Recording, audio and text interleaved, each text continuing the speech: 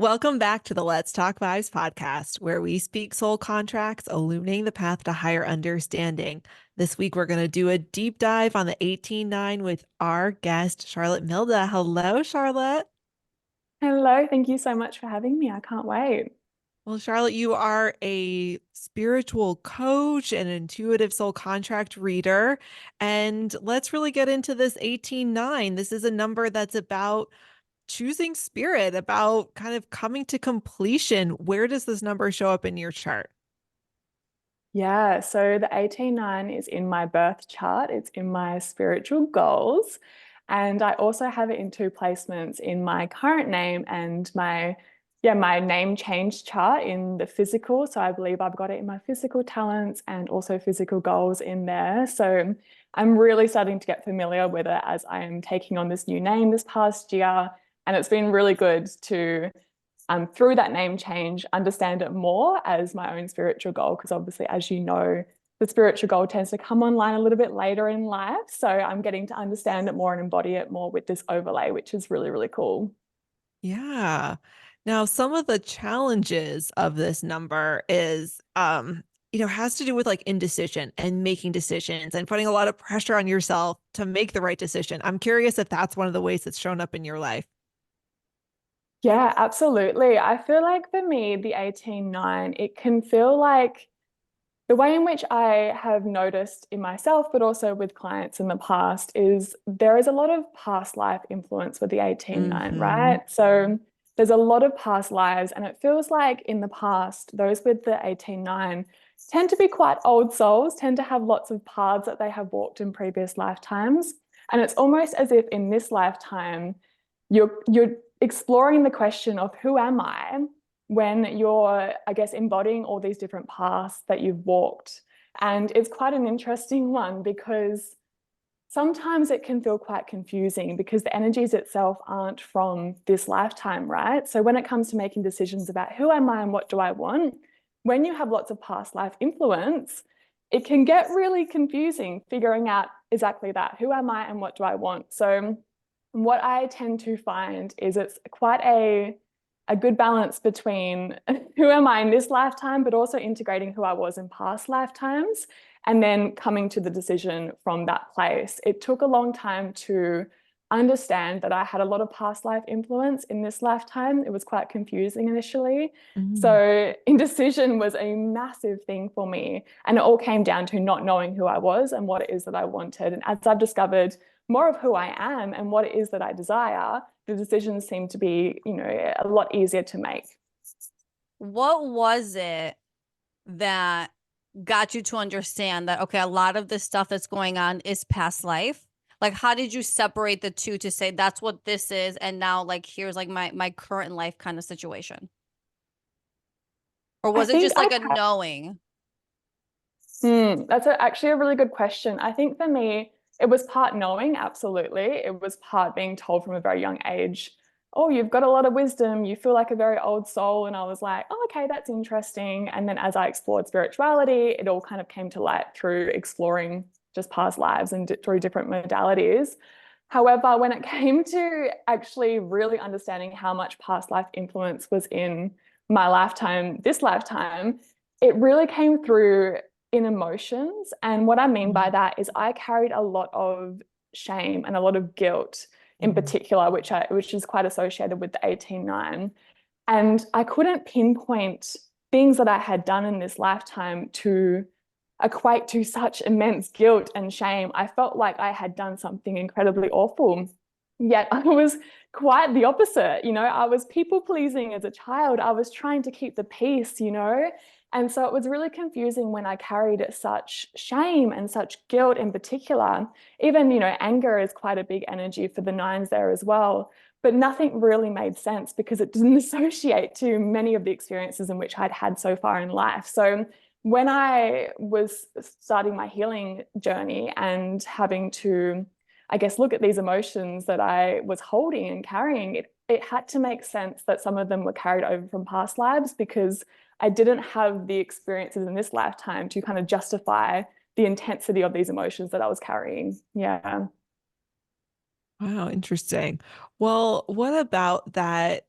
sort of that choosing spirit aspect, or choosing your path and kind of making the decision to follow spirit. Was there ever kind of a moment like that that came up in your life as well? Um, yeah, to a degree. I have fives in my physical karma, so I've always had that kind of rebellious streak of not wanting to, go by normal society structures, and very, open-minded and adventurous in that regard. So I've always been open to spirit. I've always been curious about something other than what we're taught. But as far as choosing spirit, I would say it's a continual journey. I Yeah. still feel like I can find it really hard. It's almost as if I feel like sometimes I need to make the decision between the physical and the spiritual. And I Mm, really don't want to do that. I really want to establish the balance between the two. However, totally. sometimes it feels like I'm faced with that decision of one way or the other. And I think that the symbol of the 18 is quite beautiful in the way that it looks like there's two decisions, right? It's an arrow where there's two different decisions. And then there's like the person in the middle with all the past life influences kind of hanging off it.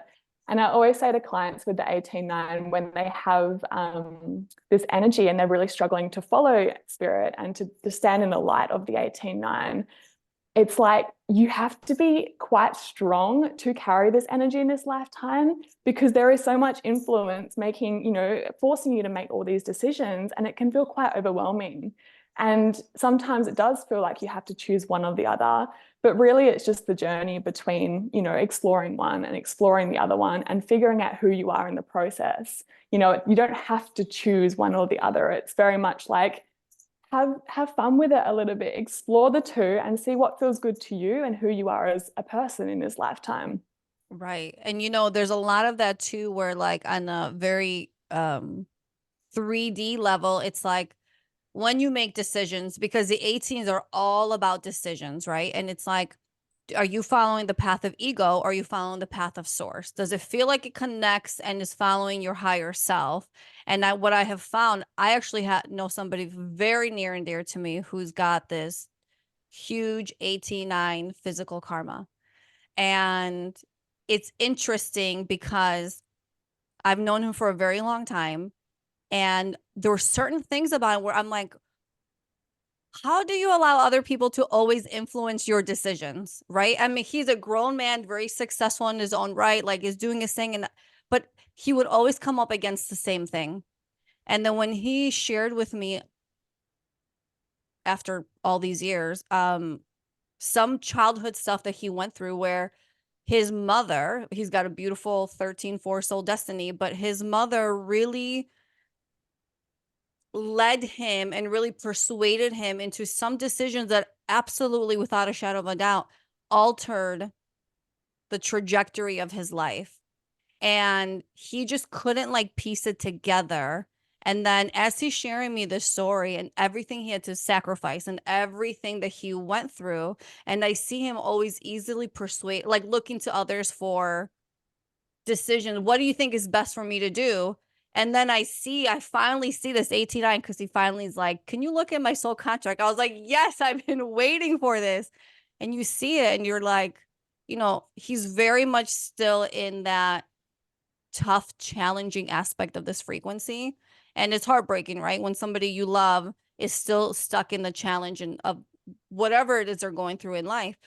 But when I saw that, I was like, oh my God, it was like the perfect picture of how this can show up very karmically, very challenging wise. And it's something that is tough. You have to stand in your own power. You got to draw in that 9 and stand in your power, be decisive, do what you think is best for you. But it's very easy to just lean on others for that support and help me make this decision, because if you help me, it could be the right one. And I don't want to have to fall back on making the wrong decision. Yeah. And that's what I was just about to say with this number, is that what the 18-9s really have to learn is there are no wrong decisions. You're putting this pressure on yourself to make the right decision. And I don't have an 18-9 in my chart, but as someone with those karmic sevens, I really relate to this aspect of it. I feel like this is kind of shared between those frequencies. And, for me, it's kind of the mix of the sevens, which are indecisive, and the 10-1, which is trying to be perfect. So I'm trying to always make the right choice, right? And so I relate to this aspect of it, even though I don't have this energy. And it's like what I can take away just from the lesson of this number is that there is no right or wrong choice. It's all experience. It's all something you can learn from.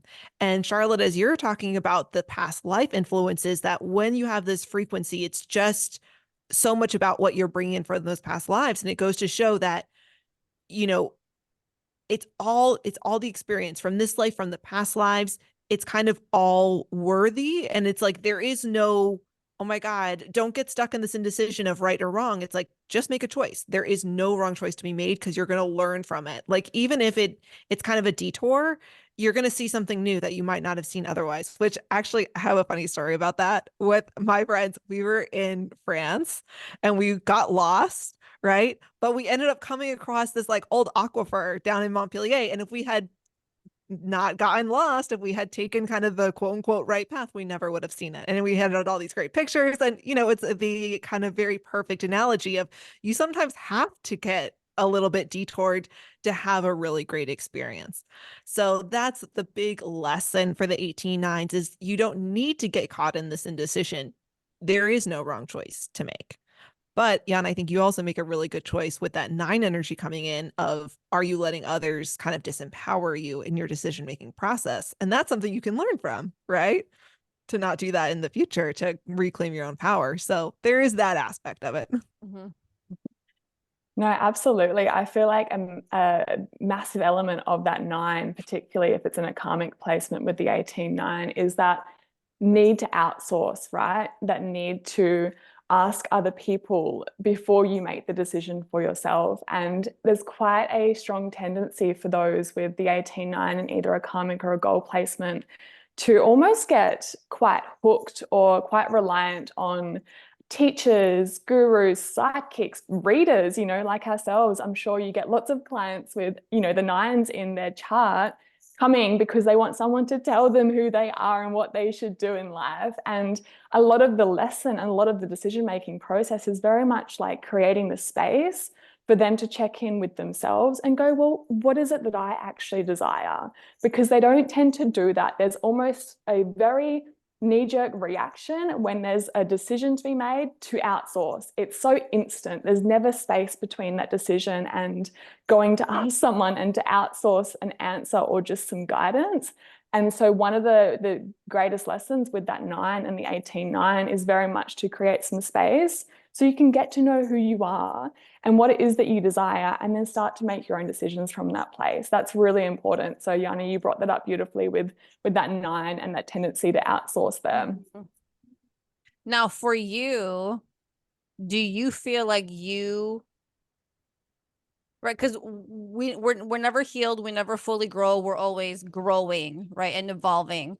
So like for you with the whole decision factor, are you like at a point in your life where you're like, I fully make all my own decisions, or do you still enjoy input, not output, input from others to help kind of like for you to like decide and hone in on what you want to do? I do enjoy, I guess, what's the best way to put it? I have 3s in my karmic placement. So I like to, which I am working on, I like to have ideas and think of things and soundboard them and get validation from that. So as far as making decisions go, absolutely, if there's something that is quite life-changing, then I will be open to, looking outsourcing. I do enjoy a good reading. Occasionally I will go and see a psychic because I'm very curious.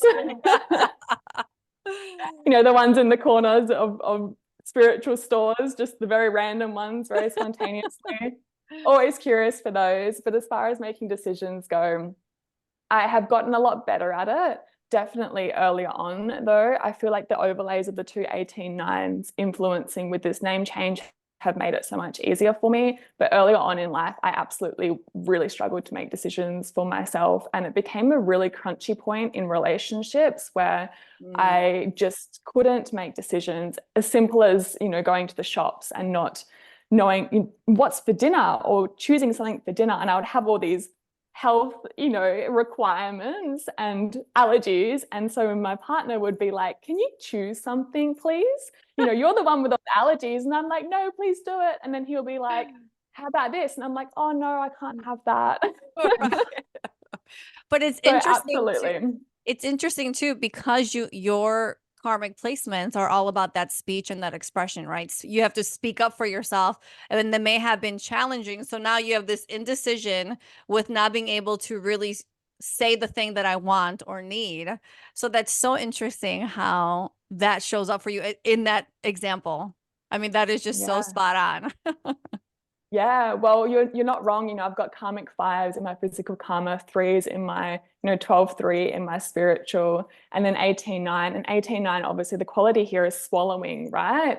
So a lot of Mhm. it is speaking your truth, and the past lives associated that you often are having to integrate in this lifetime are very much around speaking your truth as well. So I have a lot of that in my chart, and I've had to work really, really hard at overcoming that. You know, I'm even wearing blue. I've got blue all over me today because I know blue is amazing for my throat Aw. chakra. So, you know, even just like coming on a podcast, it's like, okay, how can I support myself? Because I have all these karmic elements that are suppressing my voice and making it hard for me at times to really speak. And so I've had to work really hard on that. So you're not wrong, you know, between all of those things, and then the 18-9 being swallowing and speaking as well. There's a lot of elements there, which it's taken a while and still very much a thing that I have to work on for sure. Well, it's interesting because anybody who follows you on social media, you speak so eloquently, it flows out so beautifully, you just piece things together, you provide a really beautiful picture. So I would never have been like, oh, she's got to have these like threes or these fives where she holds back, you know what I mean? So if it's to anything at all, it's you not present, but like you really, like, it feels like on a surface level you have really come through that in such a beautiful way. You articulate very well Oh, for thank you so somebody much. who has, you know what I'm trying to say, okay? Yeah, no, you project more of that 17-8 energy, right? That grounded expression for sure. Do you have that in your chart? I'm just curious at all. I 17-8. actually have no eights or 17-8s in my Oh, chart. Yeah, it's wow. Okay. wild. I Yeah, love that interesting. energy though. Yeah. Well, that was just last week's episode. So, um, but you know, it is interesting, like you were talking about, and you know, this is the thing, like we're doing these deep dives, but really when it comes to a chart, it's all the different energies. So you make this great point about how these different energies are interacting with your chart. You know, you kind of touched on for the 18-9, it's this number where it's all about you have to speak the truth. And we already know from our deep dive on the five also is all about speaking your truth. But when you have it in karma, that either could be something maybe you did from a young age and then you kind of got in trouble. So maybe you learned not to, or maybe just your whole life, it's just sort of been a struggle to do. So you kind of have these like, not to say conflicting, but potentially where like the challenge of one is kind of pushing on the other to get you to learn that lesson as well, right? They're kind of working together. And then the threes also with the communication, you know, this is those really fun aspects, I think, for us as readers, where it's not just, oh, this, you have this energy and this energy and this energy, but saying, okay, because you have these energies, this is that bigger picture that they're painting. So that's actually such great examples. And it's interesting as well that you do have that 12-3 also in the spiritual triangle, because as you were speaking about how for you, you're like, I don't want to have to make the choice. I want to balance it. That instantly in my mind, I started to think about the 12-3 and I started to Yeah. think about the balance. So it's interesting that that's actually present in that triangle as well. It's like that makes so much sense for your approach, that you are trying to find the balance because that's what the 12 is asking you to do. Is there a 14-5 because of that kind of searching for who you are aspect? Do you have that in your chart? It's in my purpose. Yeah, I've got my soul destiny 14-5. Well, Yeah. that makes sense. Oh, I love that. Again, There we you just love go. that when someone just I know. exudes that, you know, when you just exude your numbers. Now, Oh no, I love that. something really interesting, which I hate seeing this because this was a huge thing for me for a very big part of my life, the procrastination factor. That like I want to do it, but I put it off, or I'm gonna do something else and I'll get back to it, but you never do, or like you complete that 80% of Mhm. projects. It's like leaving things unfinished. Is that something that has shown up for you? Like, have you struggled with that? Yeah, I absolutely have and still very much do. You know, procrastination is a very large crunchy point for me. And it's interesting because I still don't quite understand the why behind that for me personally. I feel like it's a combination of a lot of things. The 18:9 for me, and I have quite a sensitive chart, is quite powerful in nature. And a lot of my energies have wanted me to stay quite small and, you know, not have great success or not be seen. You know, a huge piece for me was I just really wanted to, you know, keep the peace and that calming element of the nine, that quite the disempowering piece.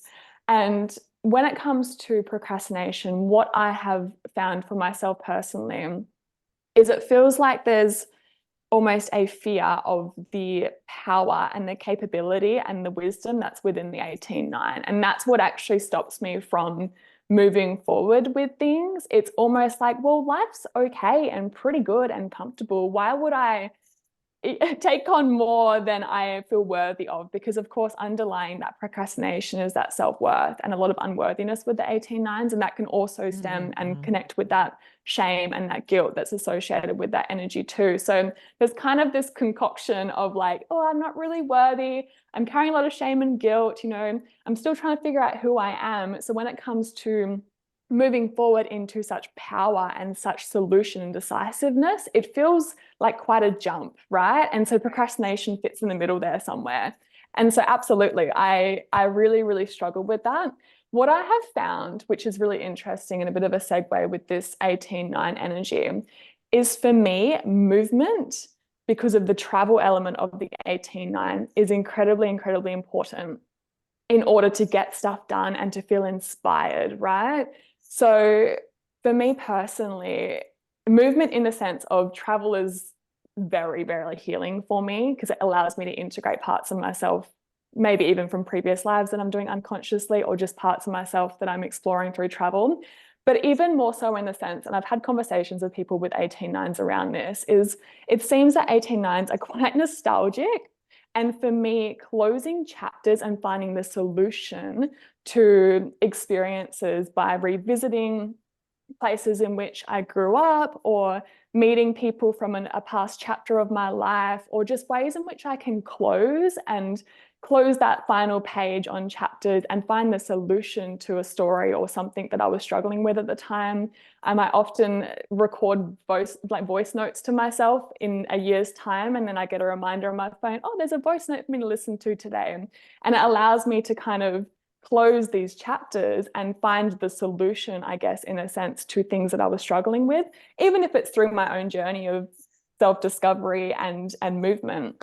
But that has helped me a lot with procrastination because I feel like I can get quite stuck. But if I have these opportunities to close these chapters regularly and I'm allowing myself to move and allow this energy to flow, the 18:9 doesn't feel like such a jump to embody. It feels a lot more like, okay, I'm doing this. I'm making it happen. It doesn't feel like such a leap, I guess, from the insecurity and the smallness to like the power in which the 18:9 holds. Does that kind of Mhm. make sense?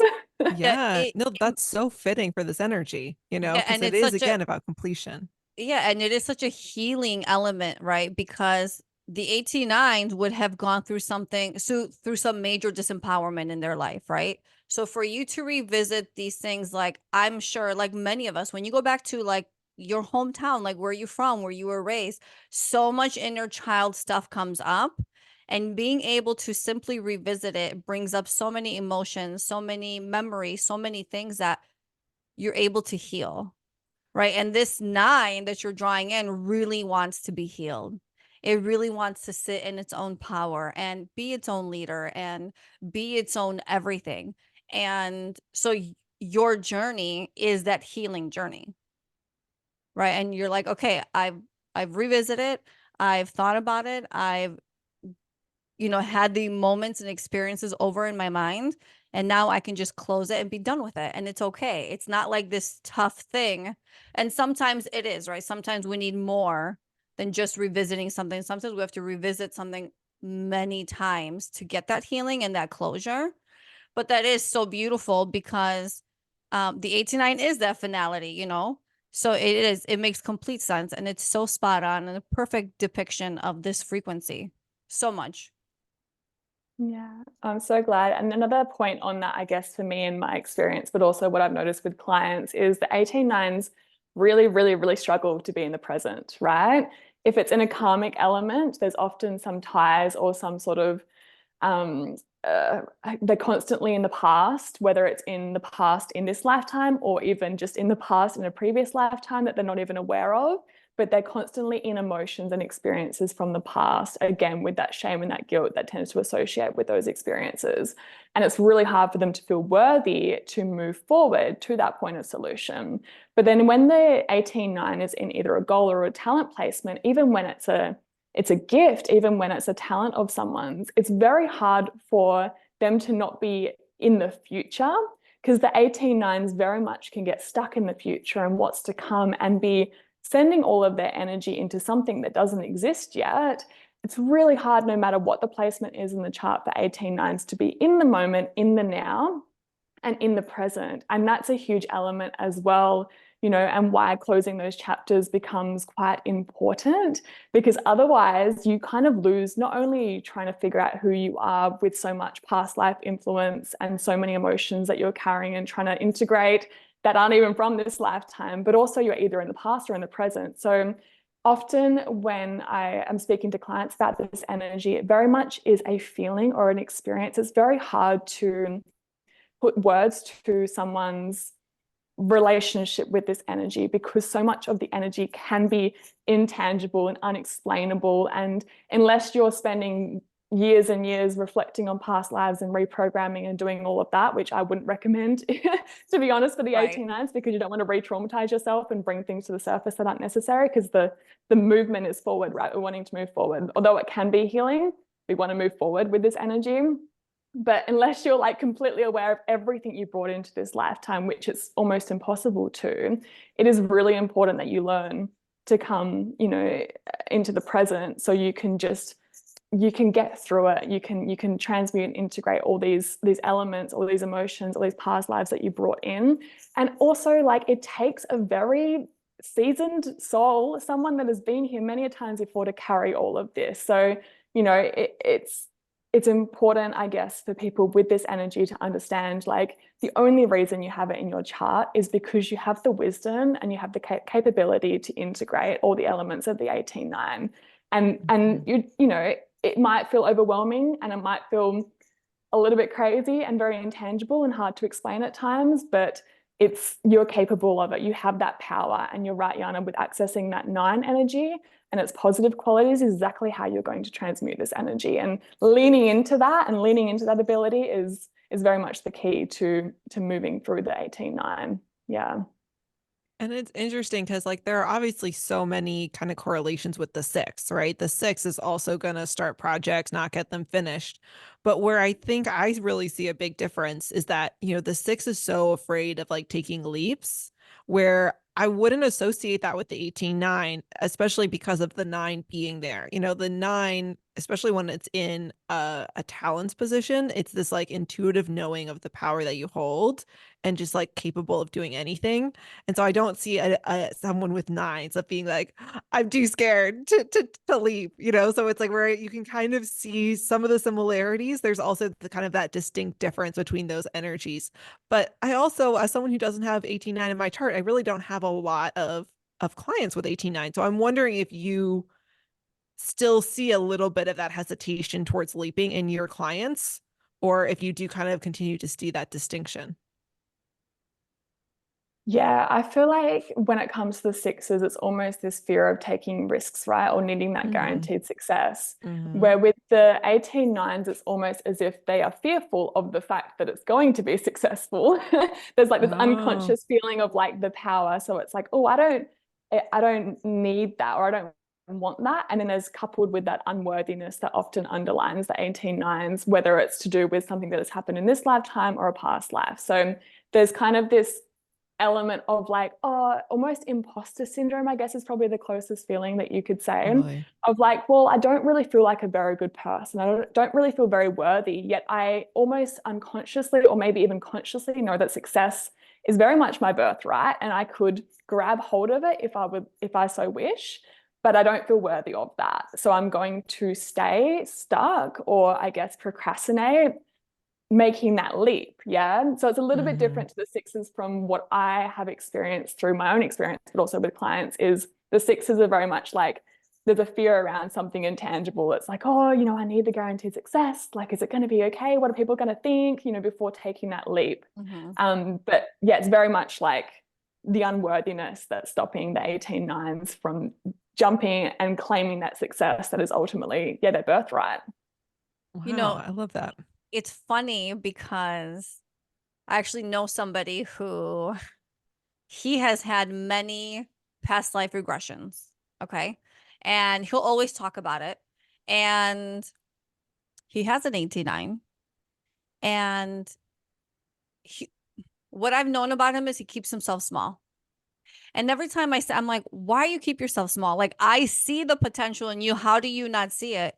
And he says, well, I'm scared to step into my power because in my past lifetimes, I've abused the power.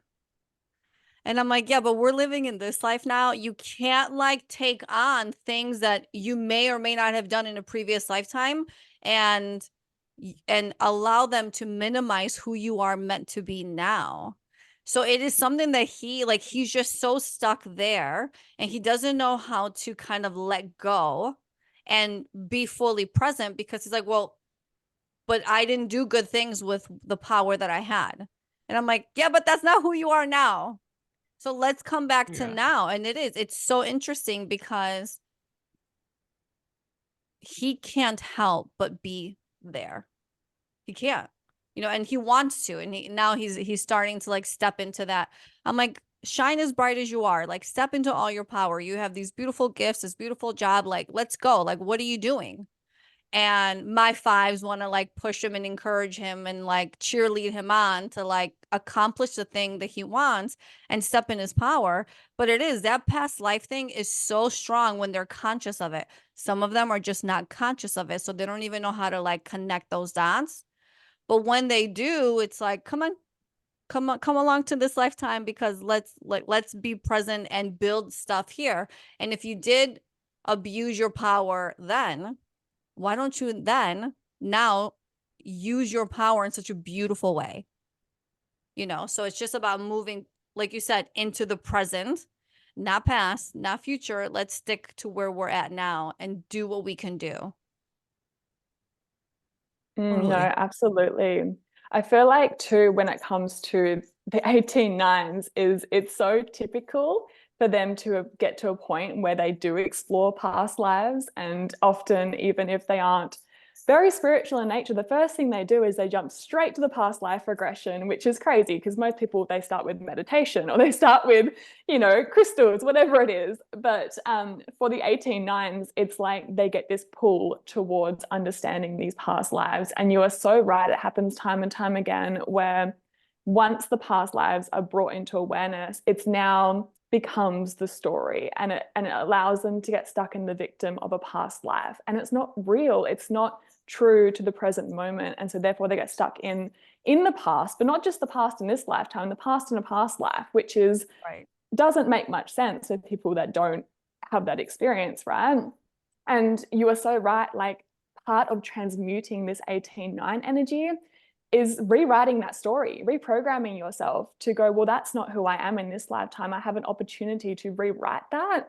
So let's take it, let's lean into that 9s. And like you said beautifully with the past life of misusing or abusing your power, it's like in this lifetime, how about you be of service and, help people and use your power to like create change and do good in this life. But it takes a lot of effort for the 18-9s to come out of that mindset of like, oh, this is who I was, and therefore I feel a lot of shame and guilt for it in a past life, to come to the present and go, actually, no, I have the tools and the wisdom that I'm able to access to now rewrite that. And that's the jump that the 18-9s need to make, without focusing on the future and without going, well, if I actually do that, then I could become really successful because I have this power, and then they can get stuck in the future. So it's kind of this, this swinging, right? And really balancing it out. And it is interesting. Like, I do almost suspect that that is, once an 18-9 goes and looks at past lives, that's probably something that a lot of them will discover, because when you have a 9 in your chart, it is often a sign of having misused power in a past life. And that's where, for this life, you're learning to use it responsibly. But you make a really good point when you say, since you're here with this power, why don't you be of service? Because often, if you have an 18-9 in your chart, this is a service incarnation. Like, that is literally exactly what they're here to do. But I can also, again, it's one of those things where, from a sort of sympathetic, empathetic point, I can see where that's scary, because Of course. you sort of know, you're like, I know that this went wrong before. And like I was saying before with the 18-9, how I was being like, oh, there are no wrong choices. But you're kind of like, that really seemed like a wrong choice. I don't want to do that again.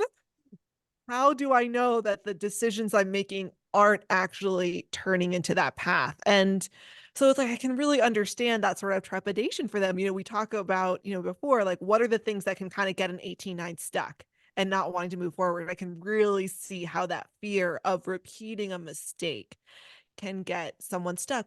I think that's something we can all do. I think we can all have said, oh my God, I had this pattern.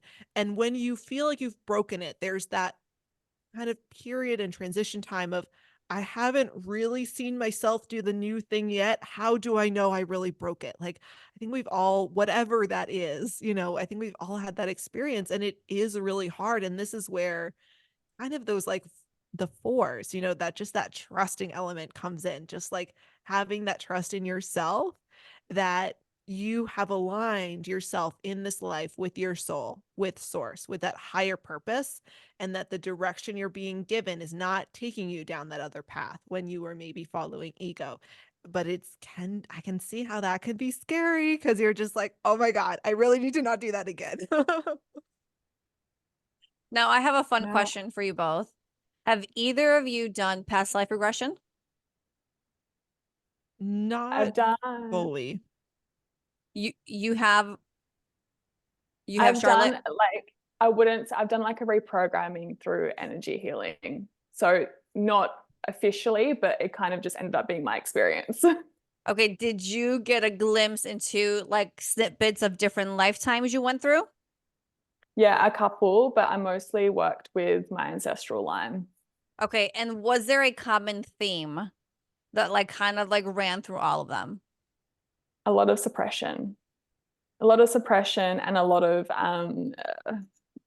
yeah, just a lot of suppression and a lot of like trying to contribute, trying to step into some sort of element of power, or sharing gifts, and very much not, didn't work out very well for me.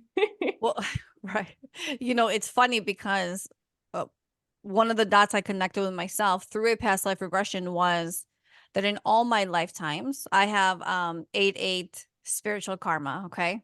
So to tie that together, in all my lifetimes, whether I was single or married, or no matter what the situation was, my common theme was I always felt alone. And it really hit me because I was like, what a shit feeling. What a shit feeling to feel, because I feel it in this lifetime. Even when I'm around people, even people I love and they love me, like it's not the other people. It's just this feeling of just feeling deeply alone, not lonely, just alone. And so as I talk about it with other people who've had like a regression, I always see that connection back to that soul contract, where for me it's that karmic 8-8. For you, Charlotte, like with what you've explored so far, right, that very much sounds like your nines, but it does also sound like that 17, which you don't have. That suppression, right? But It's the fives. And the fight, me. Yeah. yeah. So I just find that so interesting how it just plays out. You know, it's like no matter the situation or the circumstance or the scene that you're watching and observing, there's that same common element. It's just wild. So anyway, that's it. Lauren, you're gonna have a past life regression. You're gonna let us know Well, what your it's funny common 'cause theme was. by the time this goes out, I will have done it because I have one next week. But I'm Okay, just like, as of beautiful. this moment, I don't have anything to share. So yeah, I'll have to do an update video that we can post. Yeah, totally. Okay.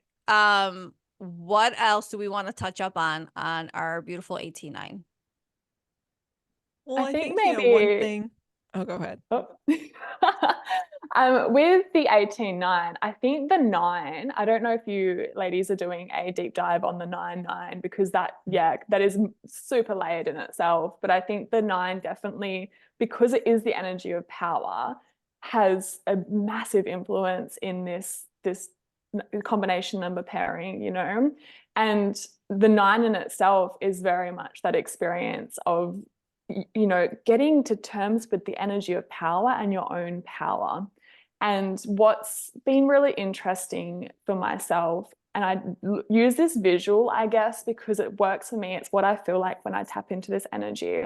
And those with a 9 in their chart have access to this energy, this power. And it's almost as if it's coming through you at all times, right? You can't switch it off. You can't choose to not have it. It's very much just coming through you. And I feel like those with the 18-9, the first point to understanding this energy is going, hey, guess what? You can't switch it off, so you may as well work with it. So that's the first piece, because often they don't want to step into the power. And it's like, well, it's there and it's going to come through you. So you need to learn how to hold it and how to use it for good, or how to use it to help people, right? You can't switch it off. Unfortunately, we're just going to have to learn to work with it. And so I tend to use the visual of like the power coming through you as if you're channeling the power.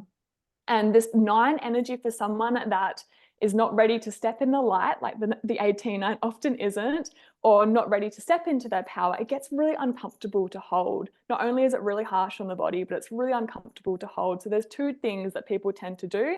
They tend to give their power away and continually outsource, experience disempowerment. They might even manifest, you know, various levels of abuse through that experience of suppression and giving their power away to other people. But then also sometimes the 18-9s can hold that power and then decide, this is uncomfortable also. I need to control, I need to manipulate, I need to use it for a not so good way, in which, you know, your friend Yiannah may have done in a past life, right? Had some power and was like, I don't know what to do with it. I'm going to use it on other people and use it to overpower people. And a lot of the lesson, or I guess understanding this energy and embodying this energy, comes with how can you allow the power to come through you? How can you hold it in a balanced way? And then how can you use that to be of service? How can you Yes. allow your channel to be nice and clear?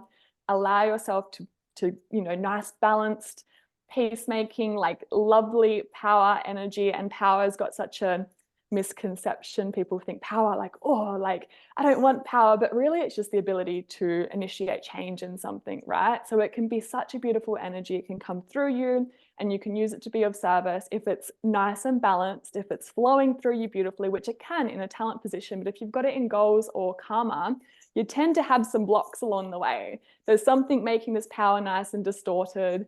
It can feel really uncomfortable. And so you tend to either outsource or use it to control and manipulate, one way or the other, because it's uncomfortable in your body. And a lot of working with this energy and working through this energy is how can we keep that channel nice and clear?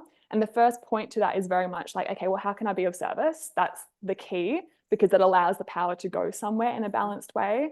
But then it's also constant energy upkeep, right? The 18-9s are very prone to energy blocks and all sorts of like little niggles and health complications that aren't really, they don't make sense because it's caused by energy. So making sure this is all nice and clear, everything's in alignment, the 9 can come through you and come out in a nice balanced way. And that is a huge part of learning to work with this energy, is keeping that channel nice and clear, keeping yourself nice and balanced and strong so you can hold this power and it can come through you and it can be used to be of direct service, and it's not going and being, you know, outsourced and, you know, losing yourself in it, but then you're also not using it to control and manipulate. So I feel like finding that balance in that power is a huge key to working with that 18-9 energy and making it work for you.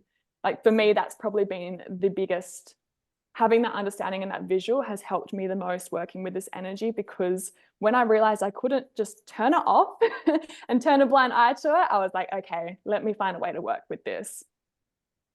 Yeah. And very nice. I think the big thing is, and I think one of the reasons maybe people are so afraid of owning their power is because, or not wanting to have power, right? They think it's bad, is because we see so much misuse of power in our world, right? There's so many examples of that.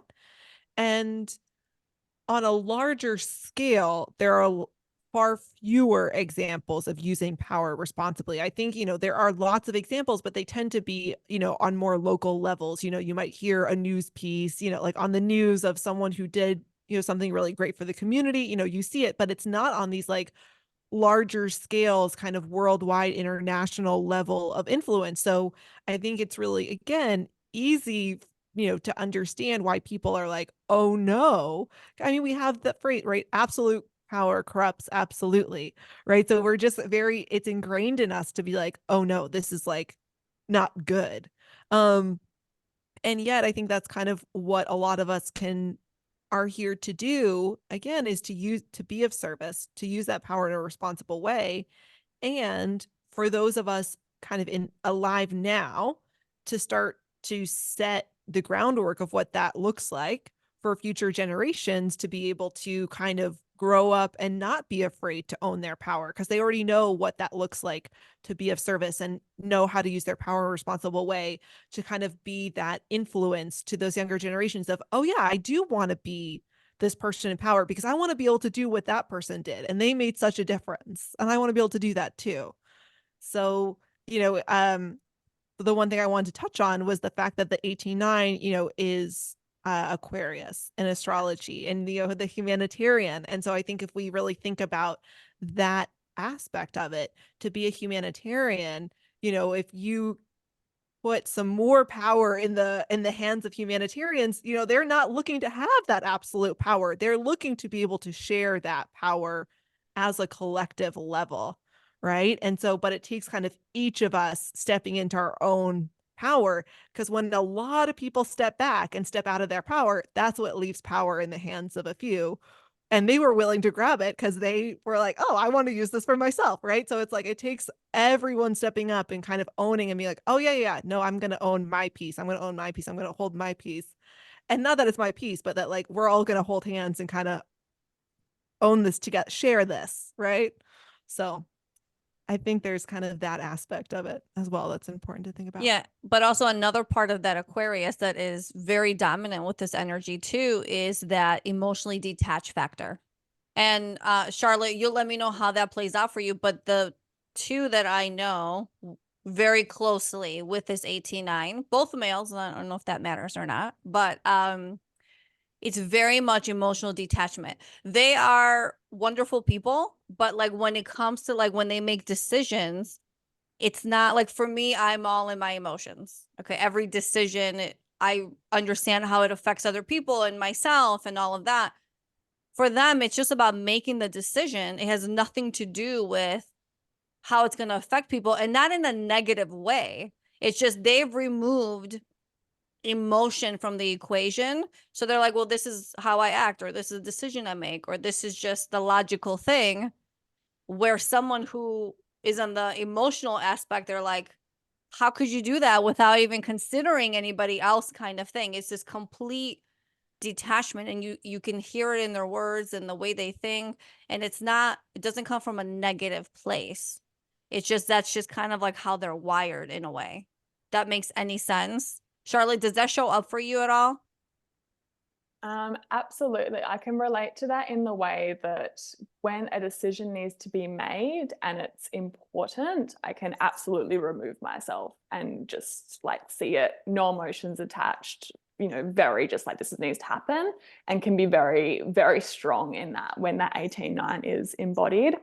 But in saying that, I feel like I've got a bit of a push-pull with other energies in my soul contract where some of them don't really like that approach and Yes. are incredibly sensitive and incredibly in tune to other people's emotions and what may be the fallout of a decision made like that. So Just name yes, those at fives. times. Name them.